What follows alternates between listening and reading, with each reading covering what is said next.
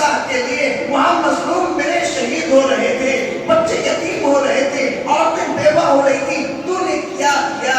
آپ اتنا کہہ سکتے ہیں اے اللہ جیسے یوسف علیہ السلام کی خاطر ایک خاتون، ایک بوڑھی عورت بازار میں یوسف علیہ السلام بک رہے تھے، وہ خاتون وہ بوڑھیا اپنے ہاتھ میں روئی لے کے نکلی۔ یوسف علیہ السلام بازار میں بک رہے تھے، ایک بوڑھیا ہاتھ میں روئی لی اور چل پڑی۔ کسی نے کہا وہ خالہ کہاں جا رہے؟ یوسف کو خریدنے۔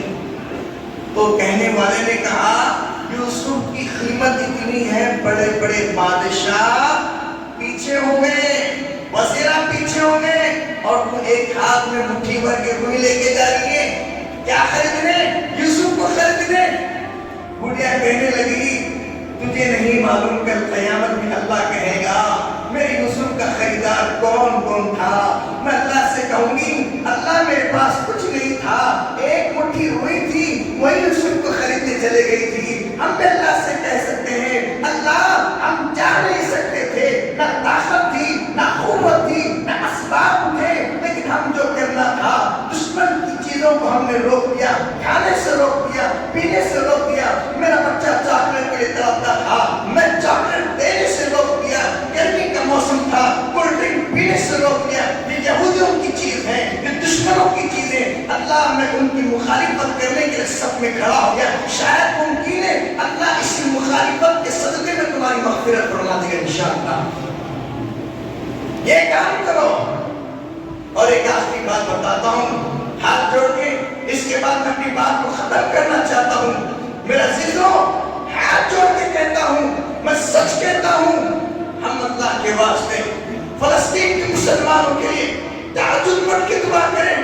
ہمارے گھر میں ہم میت پڑی تو دیکھ نہیں سکتے، ہم ہمارے گھر میں کسی کی لاش کو دیکھ نہیں سکتے، ہم اپنے خاندان میں کسی کے جنازہ نہیں دیکھ سکتے۔ میرا عزیزوں جب میں ویڈیو دیکھ رہا ہوں، ایک باپ اپنے بچے کو کلیجے سے لگا کے روتا ہے، ہائے میرا بچہ جو 2 دن پہلے میرے ساتھ کھیلنے والا تھا، ہائے میرا بچہ جو 2 دن میرے ساتھ ابا ابا بولنے والا تھا، آج وہ مسجد اقصیٰ کی خاطر اڑ گیا، آج وہ مسجد اقصیٰ کی خاطر بمباری میں شہید ہو گیا۔ مجھے بتاؤ تو صحیح، آج مسلمانوں تم IPL کے مزے لے رہے ہو، تم برتھڈے منا رہے ہو، تم عیاشی میں لگے ہو، تو مجھے بتاؤ تو صحیح کل قیامت کے دن وہ مظلوم وہ شہیدوں تم کیا جواب دو گے؟ اس لیے ایک عمل کرنا ہے، ان کا بائیکاٹ جو کمپنیوں سے مال تیار ہو کے آتا ہو اس کا 100% بائیکاٹ کریں گے انشاءاللہ۔ زور سے بولو اب سوچ رہے ہوں گے مصعب تم کیا چوبیس تو بھی ایسے بائیکاٹ کرنے لگے، رہو بہت تم کھاؤ بہت تم چھوڑو بہت تم کیا بولتے پوری دنیا میں جن کا سامان ہے۔ میرے عزیزوں خدا کھلاتا ہے، یہود نہیں کھلاتا۔ یقین پیدا کرو، اگر پوری دنیا کی کمپنی بند ہو جائے، فیکٹری بند ہو جائے، میں یقین کے ساتھ کہتا ہوں قرب قیامت سے پہلے اگر زمین سونے کی تانبے کی پیتل کی ہو جائے، زمین اناج اگانا بند کر دے اور کمپنیوں سے راشن تیار ہونا بند ہو جائے، یقین پیدا کرو فیکٹریوں سے کھانا تیار ہو کے نہیں آتا، زمین سے فصلوں سے کھانا تیار ہو کے نہیں آتا، بلکہ اللہ کے خزانوں سے کھانا آتا ہے۔ یہ یقین والے مسلمان ہوتے تو صلاح نہیں آگے سمجھ جاؤ۔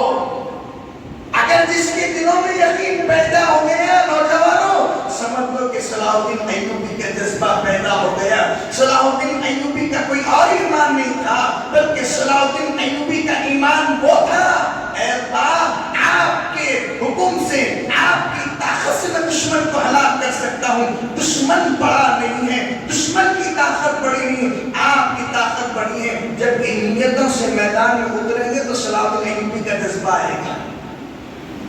ایک بات بتا کہ انشاءاللہ اپنی بات کو ختم کر دیتا ہوں، تو آپ لوگ سنیں گے۔ 5 منٹ لیتا ہوں، زیادہ وقت میں زیادہ ہو گیا تو